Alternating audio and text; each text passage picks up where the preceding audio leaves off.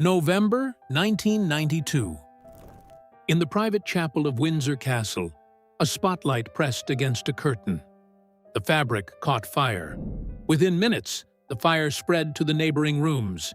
225 firefighters battled the flames for 15 hours. 115 rooms were gutted.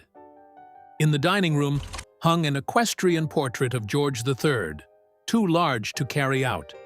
It burned in its frame. For the Queen, it was the low point of a year that refused to end. The marriage of Charles and Diana was falling apart in public. Andrew and Sarah had separated. Anne had divorced. 4 days later, Elizabeth called that year her annus horribilis. But while everything around her was falling apart, one image still stood: the Queen and the man at her side. For 45 years. And that image was the most closely guarded thing the monarchy still had. The only question is, guarded against what?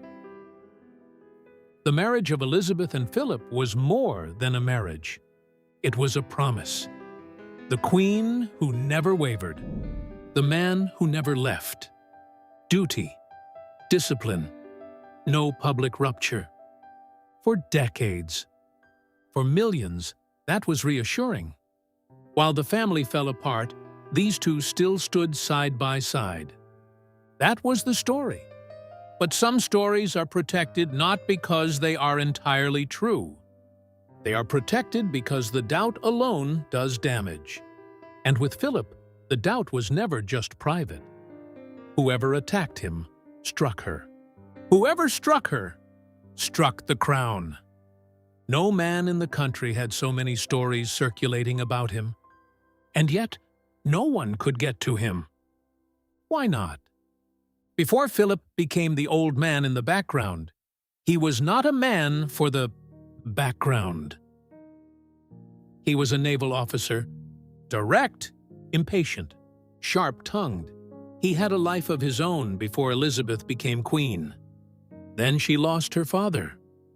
Elizabeth was 25, and Philip had to learn that his future no longer belonged to him alone. He was visible, but the power and the history belonged to her. He walked one step behind her, always. That was the role. And a man like Philip fit badly into a role where he was present, but never the center. From the early years, stories circulated. About trips, about clubs, about women whose names kept resurfacing. The earliest led back to October 1948. Elizabeth was 8 months pregnant with Charles. That evening, Philip was not at home.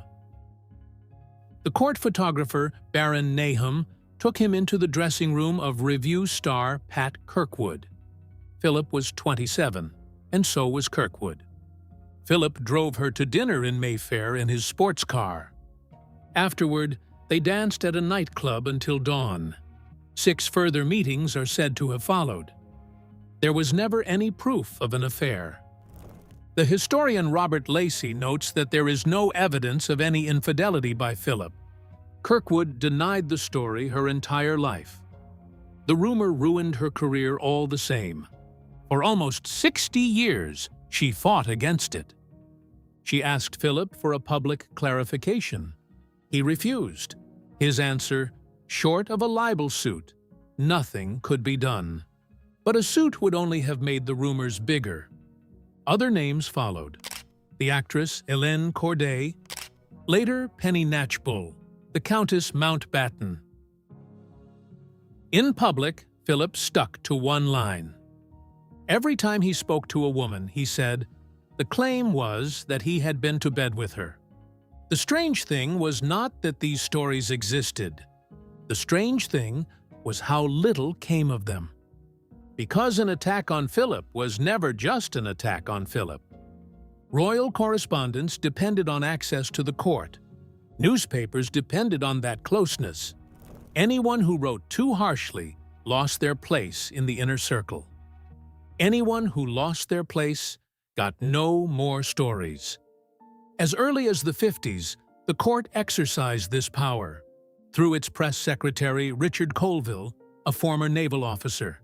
He gave the papers only what served the desired image. The rest he held back. No ban was needed. It was enough that everyone knew what the wrong question cost. In 2025, one claim went further than any before it.